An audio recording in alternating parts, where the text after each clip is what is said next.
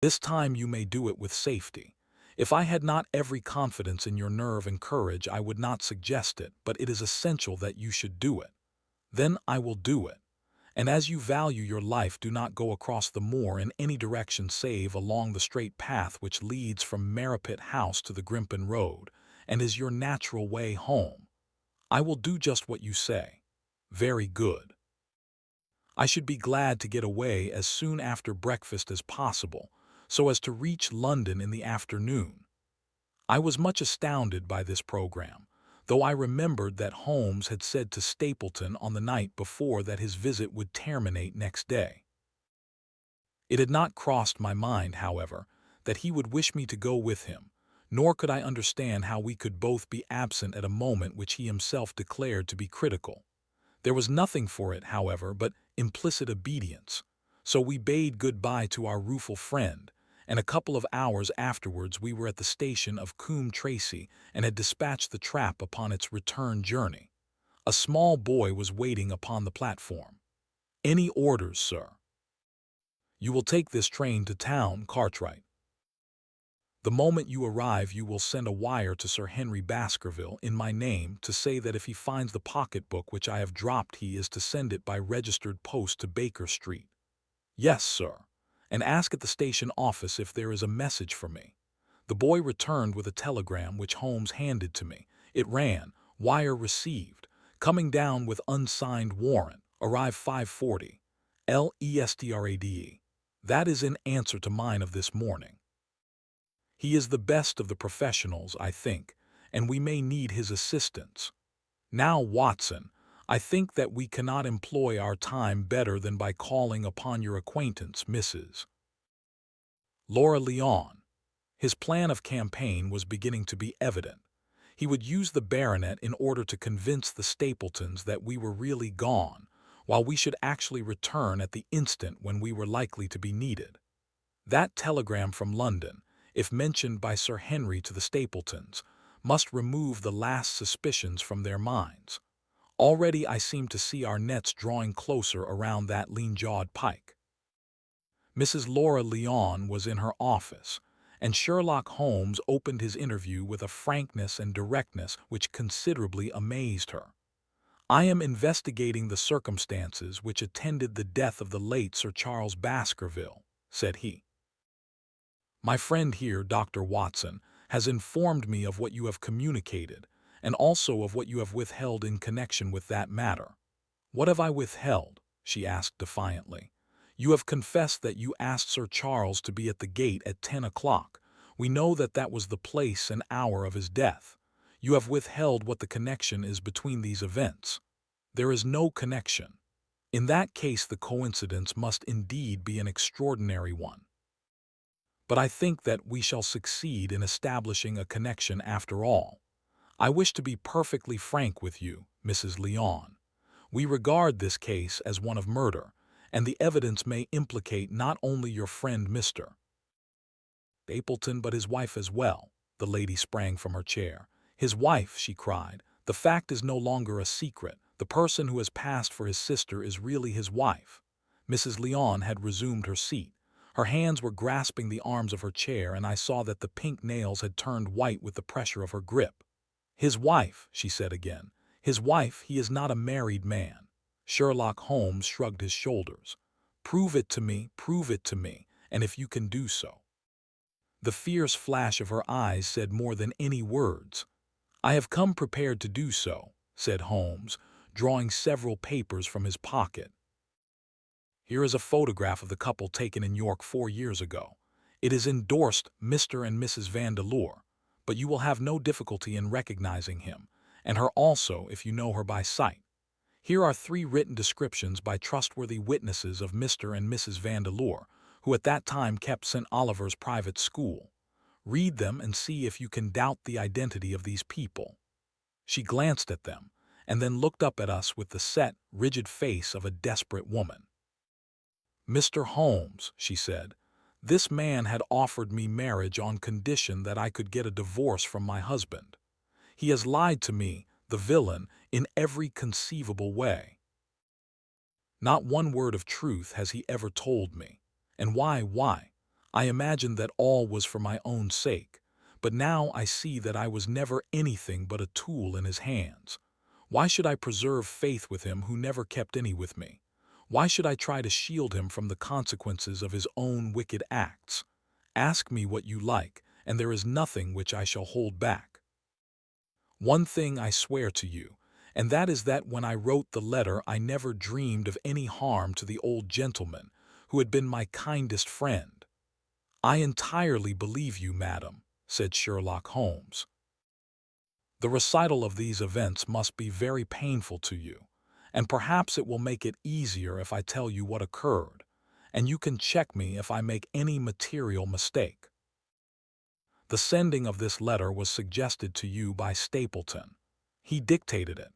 I presume that the reason he gave was that you would receive help from Sir Charles for the legal expenses connected with your divorce. Exactly. And then, after you had sent the letter, he dissuaded you from keeping the appointment. He told me that it would hurt his self-respect that any other man should find the money for such an object, and that though he was a poor man himself, he would devote his last penny to removing the obstacles which divided us. He appears to be a very consistent character. And then you heard nothing until you read the reports of the death in the paper. No, and he made you swear to say nothing about your appointment with Sir Charles. He did. He said that the death was a very mysterious one and that I should certainly be suspected if the facts came out. He frightened me into remaining silent. Quite so, but you had your suspicions. She hesitated and looked down. I knew him, she said, but if he had kept faith with me, I should always have done so with him. I think that on the whole you have had a fortunate escape, said Sherlock Holmes. You have had him in your power and he knew it, and yet you are alive. You have been walking for some months very near to the edge of a precipice. We must wish you good morning now, Mrs. Lyon, and it is probable that you will very shortly hear from us again. Our case becomes rounded off, and difficulty after difficulty thins away in front of us, said Holmes as we stood waiting for the arrival of the express from town.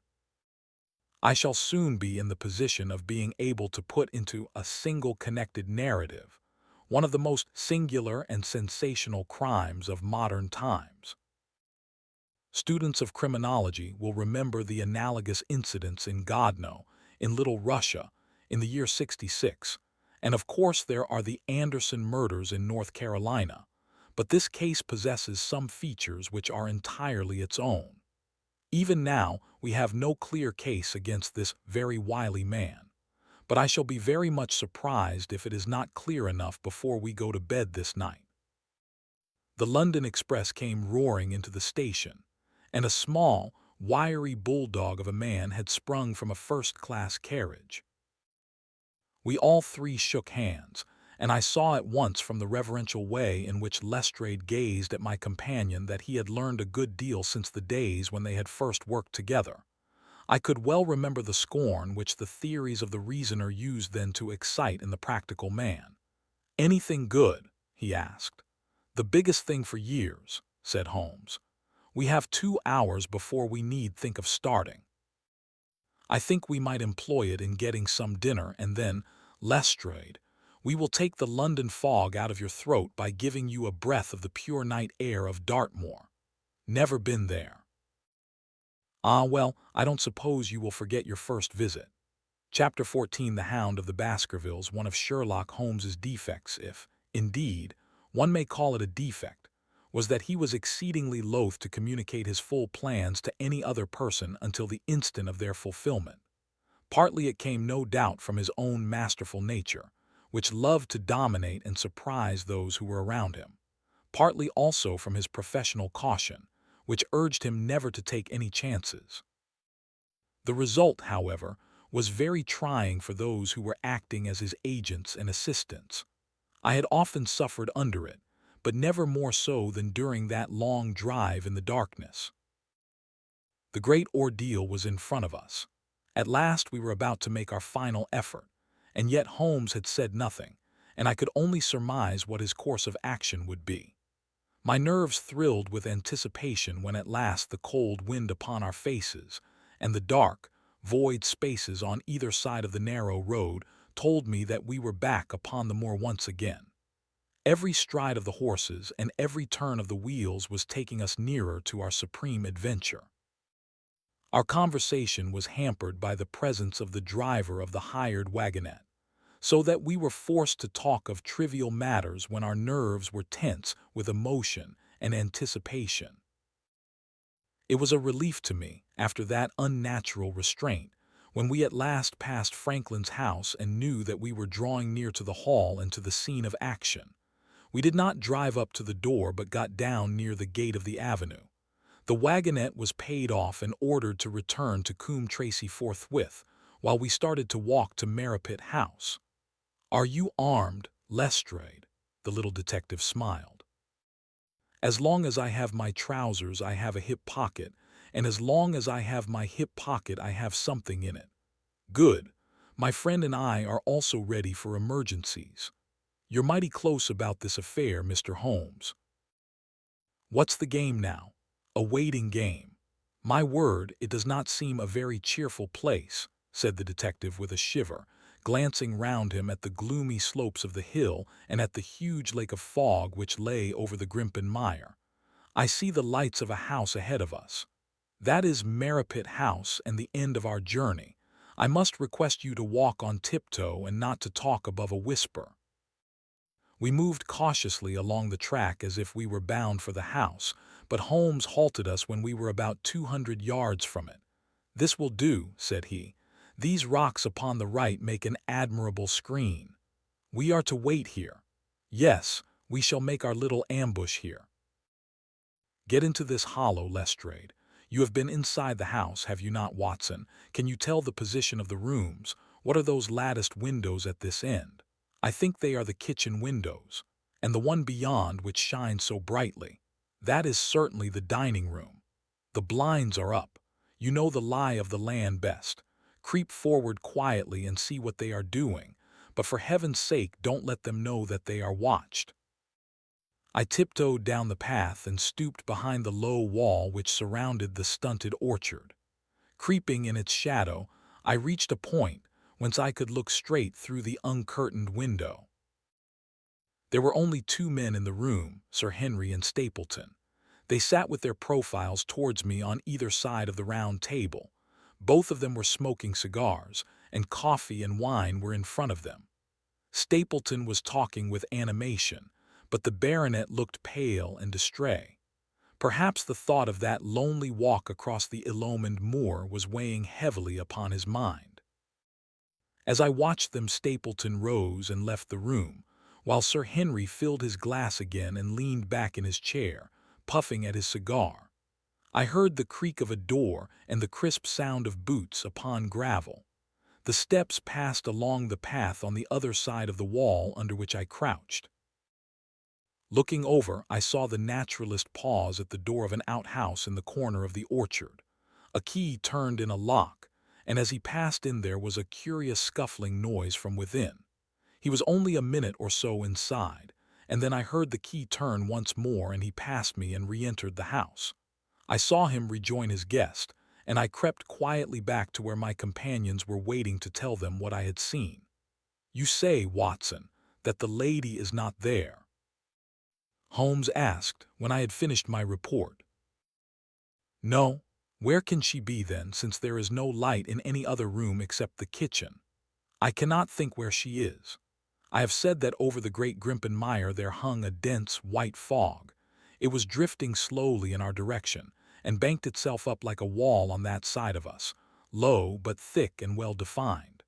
The moon shone on it, and it looked like a great shimmering ice field, with the heads of the distant tors as rocks borne upon its surface." Holmes's face was turned towards it, and he muttered impatiently as he watched its sluggish drift. "It's moving towards us, Watson. Is that serious?" "Very serious indeed, the one thing upon earth which could have disarranged my plans. He can't be very long now. It is already 10 o'clock. Our success and even his life may depend upon his coming out before the fog is over the path." The night was clear and fine above us. The stars shone cold and bright, while a half-moon bathed the whole scene in a soft, uncertain light. Before us lay the dark bulk of the house, its serrated roof and bristling chimneys hard outlined against the silver-spangled sky. Broad bars of golden light from the lower windows stretched across the orchard and the moor. One of them was suddenly shut off. The servants had left the kitchen. There only remained the lamp in the dining room where the two men, the murderous host and the unconscious guest, still chatted over their cigars.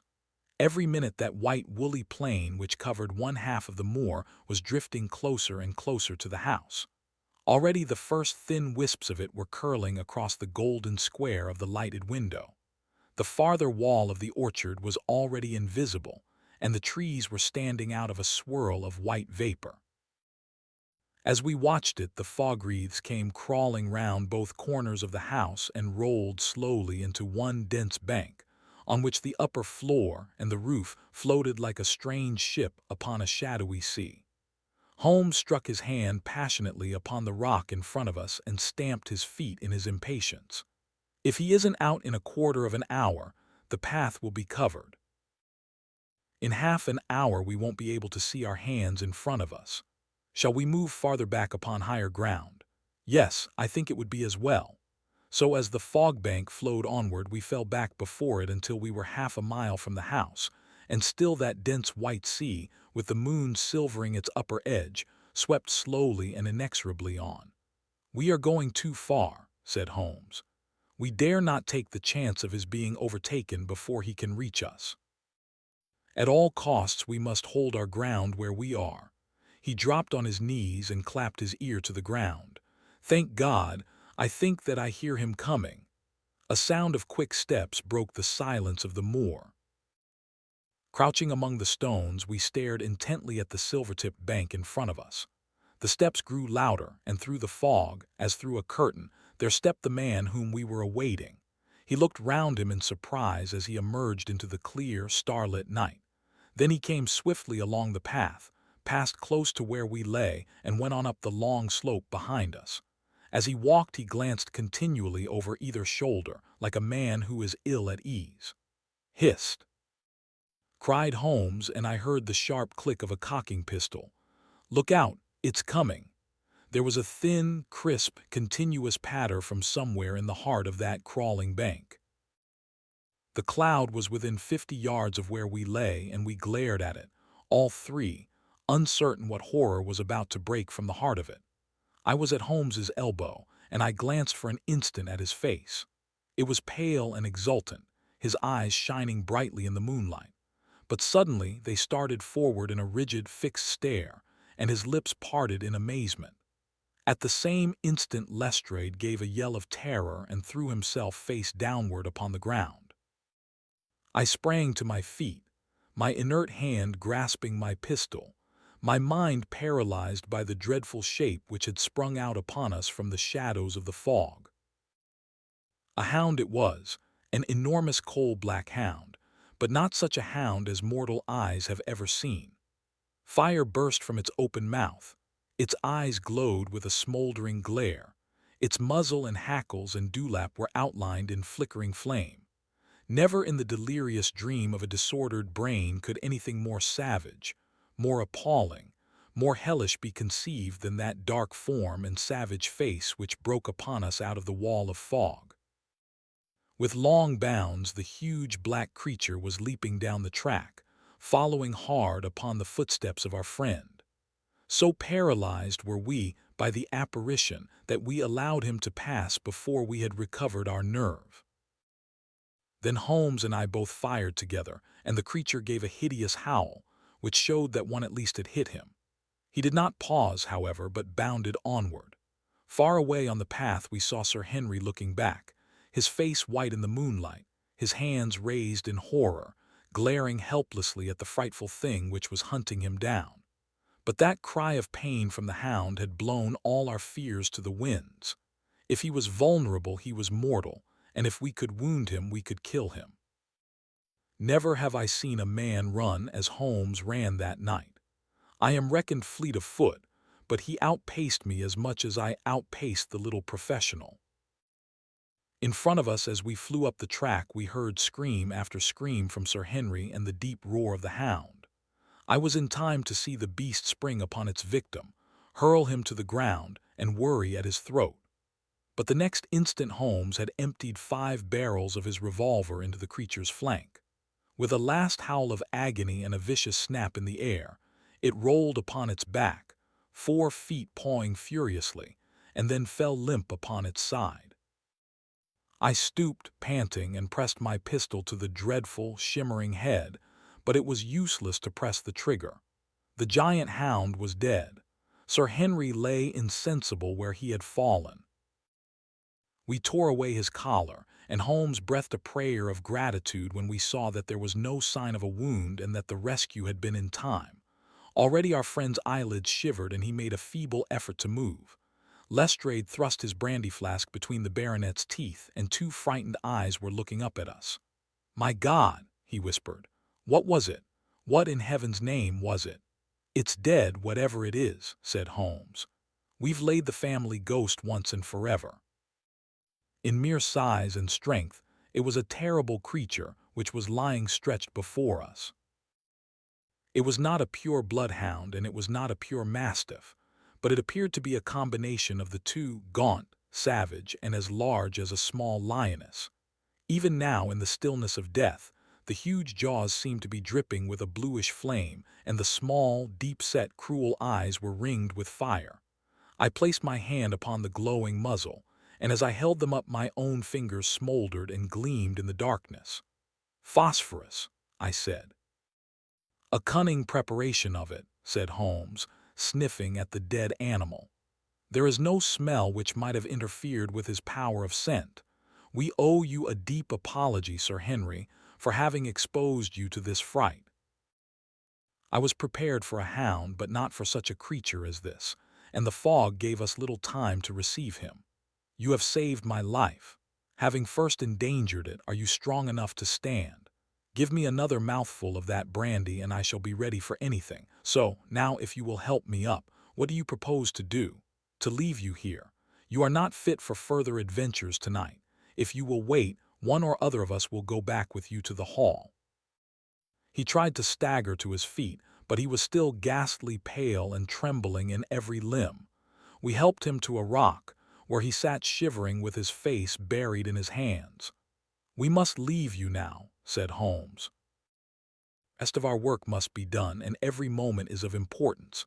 We have our case, and now we only want our man. It's 1,000 to 1 against our finding him at the house," he continued as we retraced our steps swiftly down the path. "Those shots must have told him that the game was up. We were some distance off, and this fog may have deadened them. He followed the hound to call him off, of that you may be certain. No, he's gone by this time, but we'll search the house and make sure." The front door was open, so we rushed in and hurried from room to the amazement of a doddering old manservant, who met us in the passage. There was no light save in the dining room, but Holmes caught up the lamp and left no corner of the house unexplored.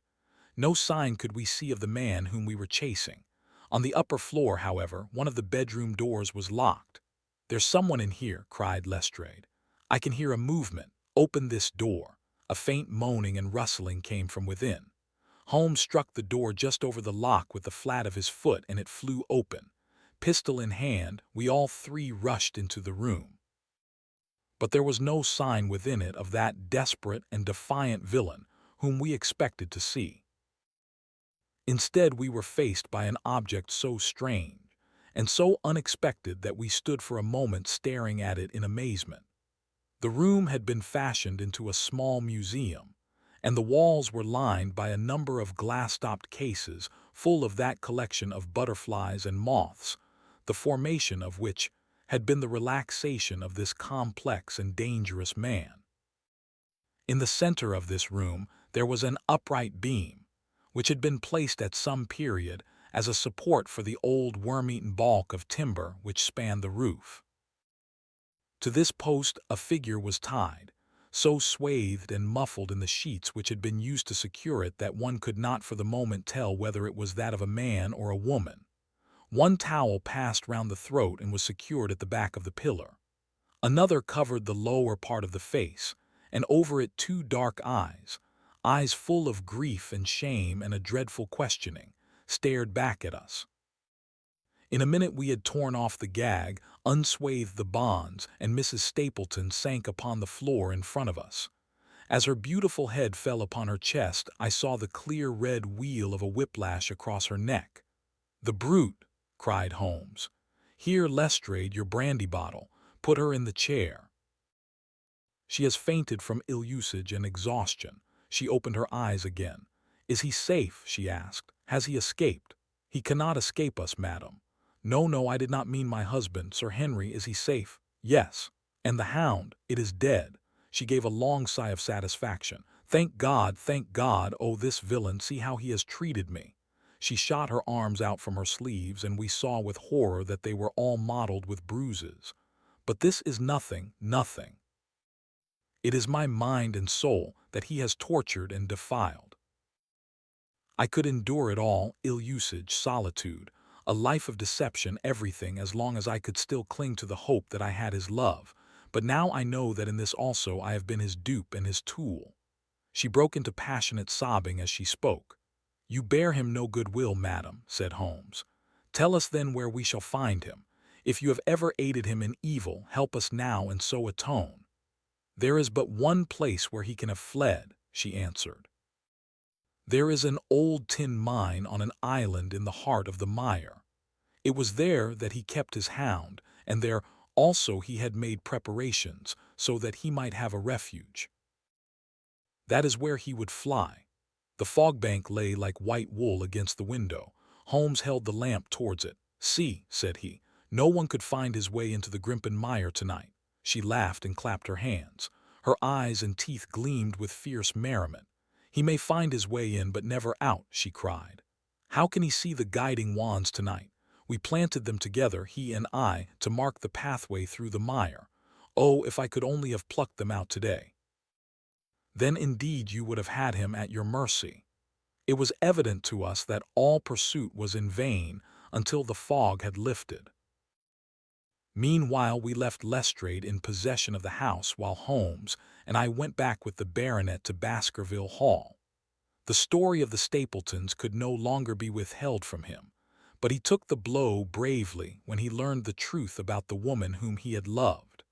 But the shock of the night's adventures had shattered his nerves, and before morning he lay delirious in a high fever, under the care of Dr. Mortimer. The two of them were destined to travel together round the world before Sir Henry had become once more the hale, hardy man that he had been before he became master of that ill-omened estate. And now I come rapidly to the conclusion of this singular narrative, in which I have tried to make the reader share those dark fears and vague surmises which clouded our lives so long, and ended in so tragic a manner. On the morning after the death of the hound, the fog had lifted, and we were guided by Mrs. Stapleton to the point where they had found a pathway through the bog. It helped us to realize the horror of this woman's life when we saw the eagerness and joy with which she laid us on her husband's track. We left her standing upon the thin peninsula of firm, peaty soil which tapered out into the widespread bog. From the end of it, a small wand planted here and there showed where the path zigzagged from tuft to tuft of rushes among those green-scummed pits and foul quagmires which barred the way to the stranger. Rank reeds and lush, slimy water plants sent an odor of decay and a heavy miasmatic vapor onto our faces, while a false step plunged us more than once thigh-deep into the dark, quivering mire, which shook for yards in soft undulations around our feet.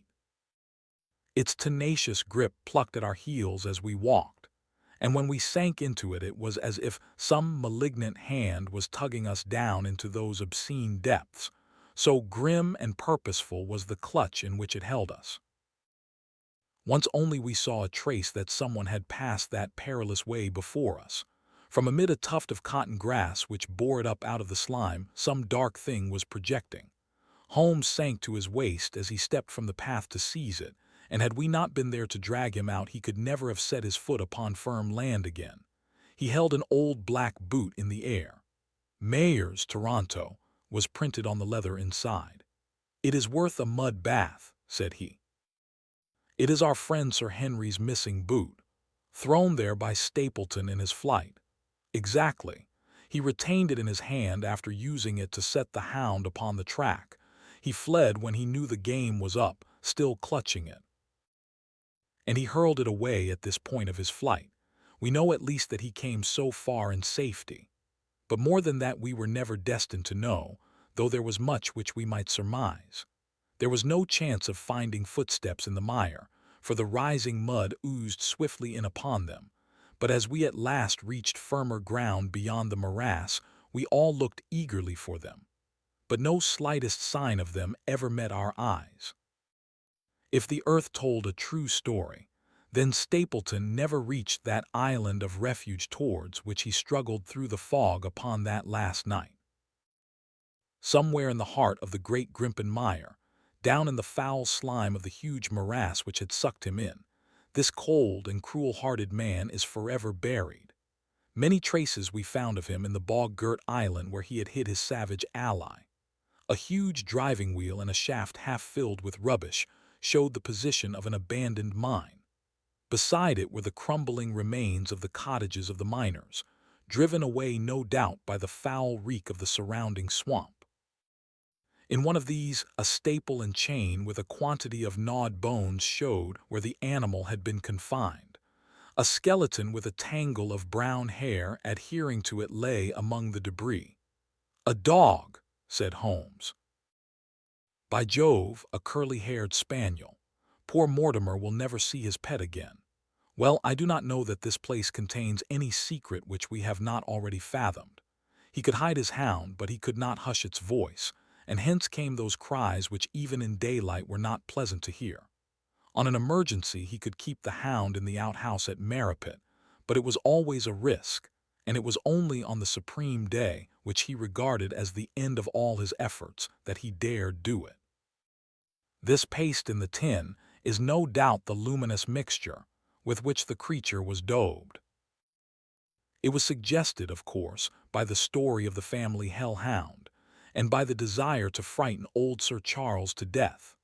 No wonder the poor devil of a convict ran and screamed, even as our friend did, and as we ourselves might have done, when he saw such a creature bounding through the darkness of the moor upon his track.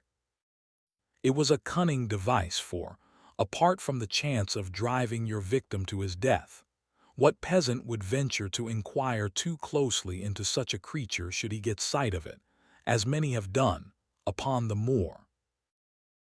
I said it in London, Watson, and I say it again now, that never yet have we helped to hunt down a more dangerous man than he who is lying yonder. He swept his long arm towards the huge mottled expanse of green-splotched bog which stretched away, until it merged into the russet slopes of the moor. Chapter 15. A retrospection. It was the end of November in Holmes, and I sat, upon a raw and foggy night, on either side of a blazing fire in our sitting-room in Baker Street.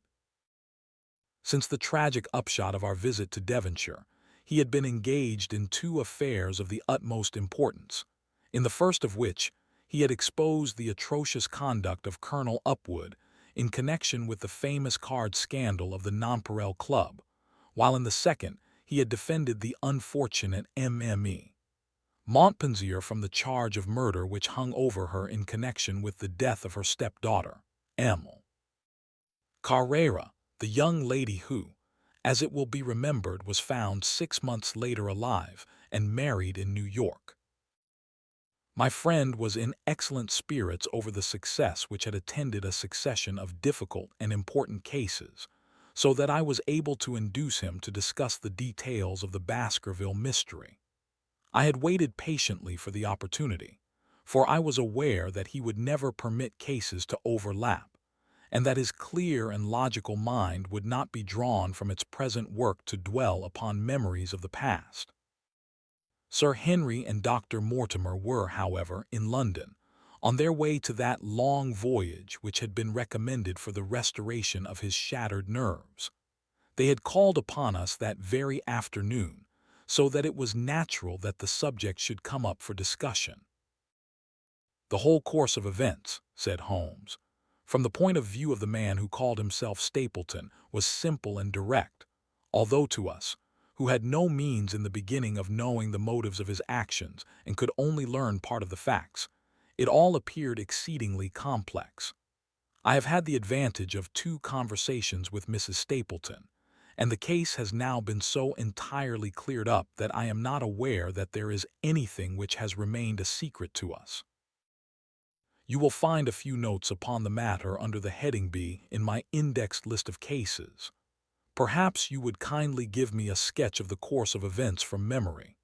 Certainly, though I cannot guarantee that I carry all the facts in my mind.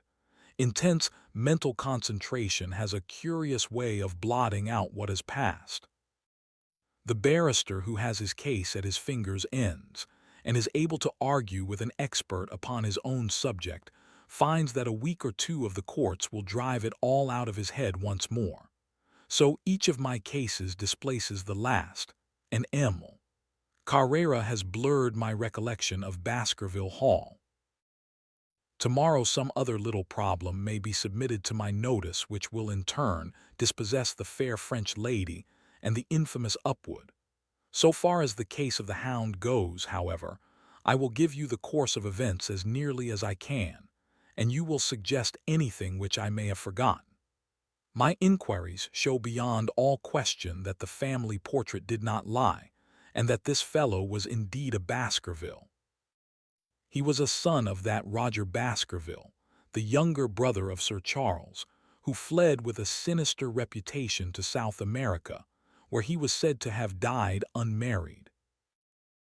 He did, as a matter of fact, marry, and had one child, this fellow, whose real name is the same as his father's. He married Beryl Garcia, one of the beauties of Costa Rica, and having purloined a considerable sum of public money, he changed his name to Vandeleur and fled to England, where he established a school in the east of Yorkshire. His reason for attempting this special line of business was that he had struck up an acquaintance with a consumptive tutor upon the voyage home, and that he had used this man's ability to make the undertaking a success. Fraser, the tutor, died, however, and the school which had begun well sank from disrepute into infamy. The Vandeleurs found it convenient to change their name to Stapleton, and he brought the remains of his fortune, his schemes for the future, and his taste for entomology to the south of England. I learned at the British Museum that he was a recognized authority upon the subject, and that the name of Vandeleur has been permanently attached to a certain moth which he had, in his Yorkshire days, been the first to describe. We now come to that portion of his life which has proved to be of such intense interest to us. The fellow had evidently made inquiry, and found that only 2 lives intervened between him and a valuable estate. When he went to Devonshire his plans were, I believe, exceedingly hazy, but that he meant mischief from the first is evident from the way in which he took his wife with him in the character of his sister. The idea of using her as a decoy was clearly already in his mind, though he may not have been certain how the details of his plot were to be arranged. He meant in the end to have the estate, and he was ready to use any tool or run any risk for that end. His first act was to establish himself as near to his ancestral home as he could, and his second was to cultivate a friendship with Sir Charles Baskerville and with the neighbors. The baronet himself told him about the family hound, and so prepared the way for his own death. Stapleton, as I will continue to call him, knew that the old man's heart was weak and that a shock would kill him. So much he had learned from Dr. Mortimer. He had heard also that Sir Charles was superstitious and had taken this grim legend very seriously. His ingenious mind instantly suggested a way by which the baronet could be done to death, and yet it would be hardly possible to bring home the guilt to the real murderer. Having conceived the idea, he proceeded to carry it out with considerable finesse. An ordinary schemer would have been content to work with a savage hound. The use of artificial means to make the creature diabolical was a flash of genius upon his part. The dog he bought in London from Ross and Mangles, the dealers in Fulham Road. It was the strongest and most savage in their possession. He brought it down by the North Devon line and walked a great distance over the moor so as to get it home without exciting any remarks. He had already on his insect hunts learned to penetrate the Grimpen mire, and so had found a safe hiding place for the creature. Here he kennelled it and waited his chance. But it was some time coming. The old gentleman could not be decoyed outside of his grounds at night. Several times Stapleton lurked about with his hound, but without avail. It was during these fruitless quests that he, or rather his ally, was seen by peasants, and that the legend of the demon dog received a new confirmation. He had hoped that his wife might lure Sir Charles to his ruin, but here she proved unexpectedly independent. She would not endeavor to entangle the old gentleman in a sentimental attachment which might deliver him over to his enemy. Threats and even, I am sorry to say, blows refused to move her. She would have nothing to do with it, and for a time Stapleton was at a deadlock. He found a way out of his difficulties through the chance that Sir Charles, who had conceived a friendship for him, made him the minister of his charity in the case of this unfortunate woman, Mrs. Laura Lyon. By representing himself as a single man, he acquired complete influence over her, and he gave her to understand that, in the event of her obtaining a divorce from her husband, he would marry her. His plans were suddenly brought to a head by his knowledge that Sir Charles was about to leave the hall on the advice of Dr. Mortimer, with whose opinion he himself pretended to coincide. He must act at once, or his victim might get beyond his power. He therefore put pressure upon Mrs. Lyon to write this letter, imploring the old man to give her an interview on the evening before his departure for London. He then, by a specious argument, prevented her from going, and so had the chance for which he had waited. Driving back in the evening from Coombe Tracey, he was in time to get his hound, to treat it with his infernal paint, and to bring the beast round to the gate at which he had reason to expect that he would find the old gentleman waiting. The dog, incited by its master, sprang over the wicket-gate and pursued the unfortunate baronet, who fled screaming down the yew alley. In that gloomy tunnel it must indeed have been a dreadful sight to see that huge black creature, with its flaming jaws and blazing eyes, bounding after its victim. He fell dead at the end of the alley from heart disease and terror. The hound had kept upon the grassy border while the baronet had run down the path, so that no track but the man's was visible. On seeing him lying still, the creature had probably approached to sniff at him, but finding him dead had turned away again. It was then that it left the print which was actually observed by Dr. Mortimer. The hound was called off and hurried away to its lair in the Grimpen mire, and a mystery was left which puzzled the authorities, alarmed the countryside, and finally brought the case within the scope of our observation. So much for the death of Sir Charles Baskerville. You perceive the devilish cunning of it, for really it would be almost impossible to make a case against the real murderer. His only accomplice was one who could never give him away, and the grotesque, inconceivable nature of the device only served to make it more effective. Both of the women concerned in the case, Mrs. Stapleton and Mrs. Laura Lyon, were left with a strong suspicion against Stapleton. Mrs.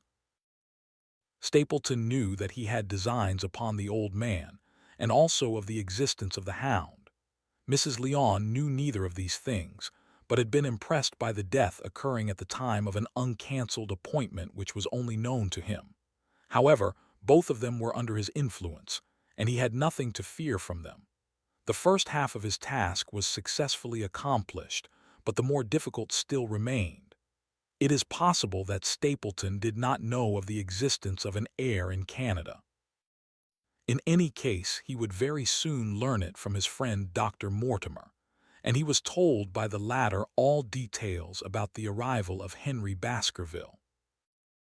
Stapleton's first idea was that this young stranger from Canada might possibly be done to death in London, without coming down to Devonshire at all. He distrusted his wife ever since she had refused to help him in laying a trap for the old man, and he dared not leave her long out of his sight for fear he should lose his influence over her. It was for this reason that he took her to London with him. They lodged, I find, at the Mexborough Private Hotel in Craven Street, which was actually one of those called upon by my agent in search of evidence. Here he kept his wife imprisoned in her room while he, disguised in a beard, followed Dr. Mortimer to Baker Street and afterwards to the station and to the Northumberland Hotel. His wife had some inkling of his plans, but she had such a fear of her husband, a fear founded upon brutal ill-treatment, that she dare not write to warn the man whom she knew to be in danger. If the letter should fall into Stapleton's hands, her own life would not be safe. Eventually, as we know, she adopted the expedient of cutting out the words which would form the message and addressing the letter in a disguised hand. It reached the baronet and gave him the first warning of his danger. It was very essential for Stapleton to get some article of Sir Henry's attire so that, in case he was driven to use the dog, he might always have the means of setting him upon his track. With characteristic promptness and audacity, he set about this at once, and we cannot doubt that the boots or chambermaid of the hotel was well bribed to help him in his design. By chance, however, the first boot which was procured for him was a new one, and therefore useless for his purpose. He then had it returned and obtained another, a most instructive incident, since it proved conclusively to my mind that we were dealing with a real hound, as no other supposition could explain this anxiety to obtain an old boot and this indifference to a new one. The more outre and grotesque an incident is, the more carefully it deserves to be examined, and the very point which appears to complicate a case is, when duly considered and scientifically handled, the one which is most likely to elucidate it. Then we had the visit from our friends next morning, shadowed always by Stapleton in the cab. From his knowledge of our rooms and of my appearance, as well as from his general conduct, I am inclined to think that Stapleton's career of crime has been by no means limited to this single Baskerville affair. It is suggestive that during the last 3 years there have been 4 considerable burglaries in the West Country, for none of which was any criminal ever arrested. The last of these, at Folkestone Court in May, was remarkable for the cold-blooded pistoling of the page, who surprised the masked and solitary burglar. I cannot doubt that Stapleton recruited his waning resources in this fashion, and that for years he has been a desperate and dangerous man. We had an example of his readiness of resource that morning when he got away from us so successfully, and also of his audacity in sending back my own name to me through the cabman.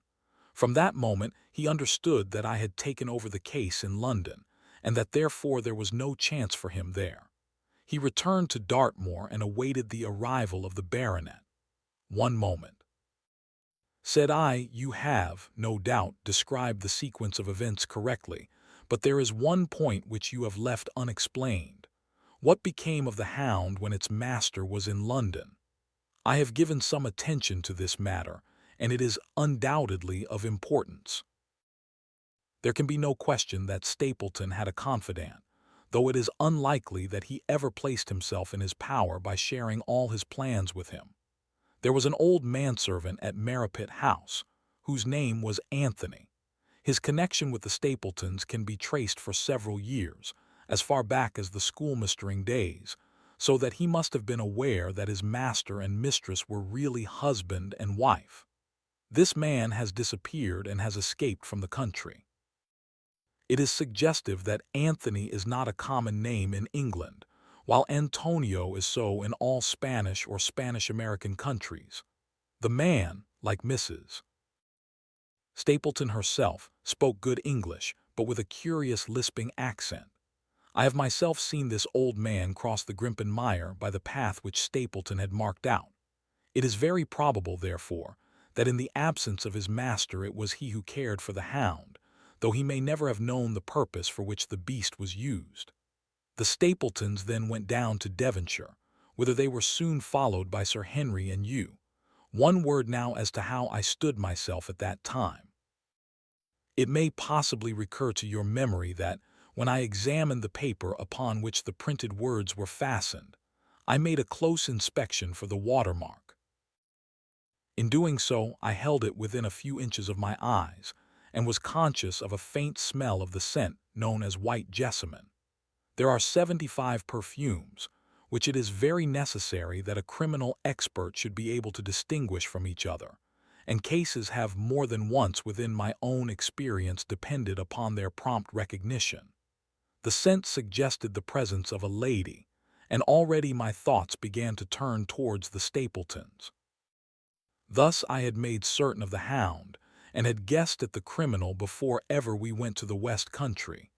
It was my game to watch Stapleton. It was evident, however, that I could not do this if I were with you, since he would be keenly on his guard. I deceived everybody, therefore, yourself included, and I came down secretly when I was supposed to be in London.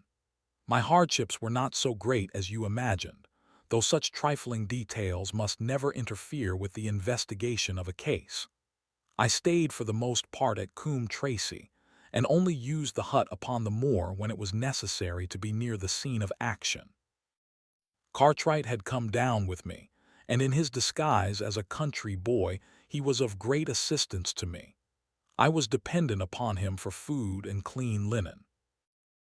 When I was watching Stapleton, Cartwright was frequently watching you, so that I was able to keep my hand upon all the strings. I have already told you that your reports reached me rapidly, being forwarded instantly from Baker Street to Coombe Tracey. They were of great service to me, and especially that one incidentally truthful piece of biography of Stapleton's. I was able to establish the identity of the man and the woman, and knew at last exactly how I stood. The case had been considerably complicated through the incident of the escaped convict, and the relations between him and the Barrymores. This also you cleared up in a very effective way, though I had already come to the same conclusions from my own observations.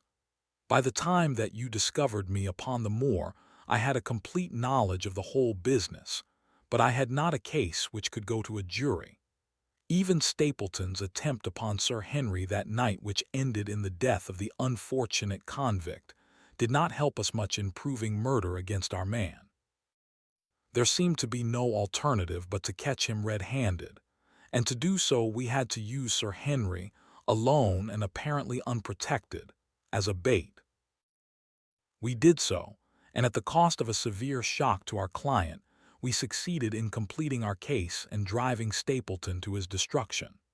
That Sir Henry should have been exposed to this is, I must confess, a reproach to my management of the case, but we had no means of foreseeing the terrible and paralyzing spectacle which the beast presented, nor could we predict the fog which enabled him to burst upon us at such short notice. We succeeded in our object at a cost which both the specialist and Dr. Mortimer assure me will be a temporary one. A long journey may enable our friend to recover not only from his shattered nerves, but also from his wounded feelings. His love for the lady was deep and sincere, and to him, the saddest part of all this black business was that he should have been deceived by her. It only remains to indicate the part which she had played throughout.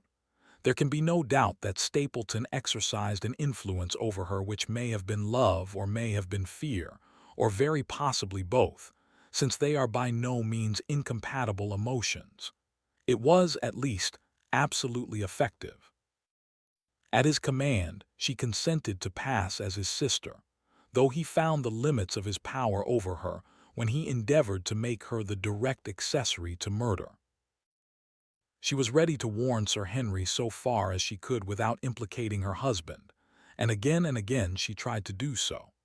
Stapleton himself seems to have been capable of jealousy, and when he saw the baronet paying court to the lady, even though it was part of his own plan, still, He could not help interrupting with a passionate outburst which revealed the fiery soul which his self-contained manner so cleverly concealed.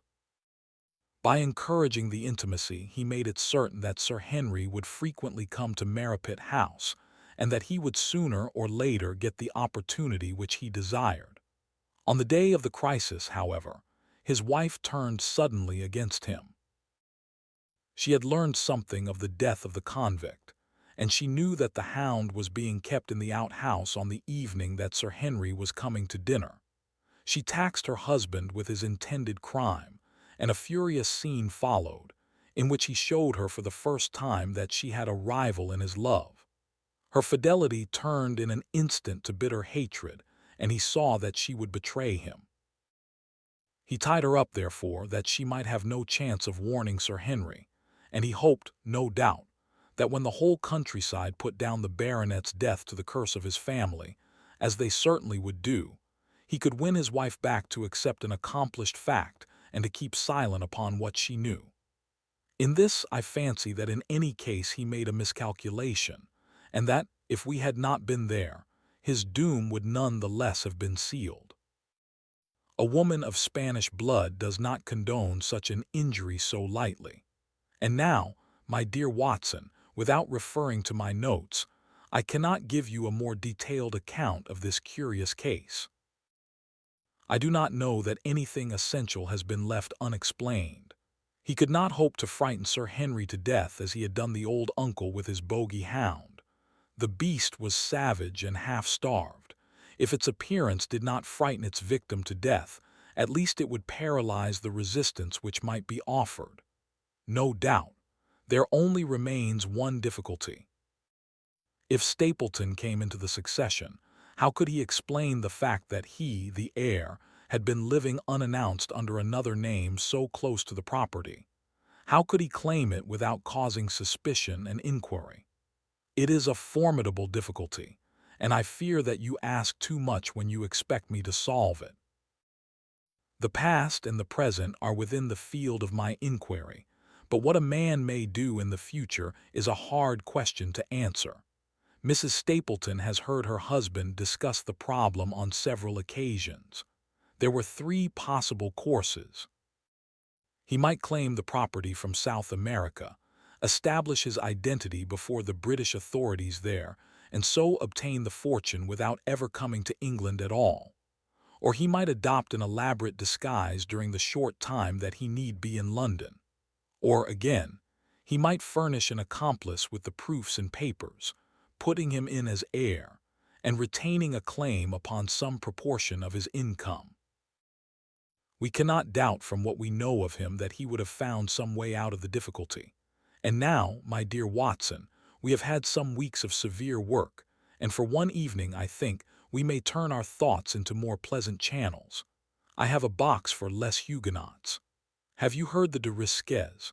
Might I trouble you then to be ready in half an hour, and we can stop at Marcini's for a little dinner on the way?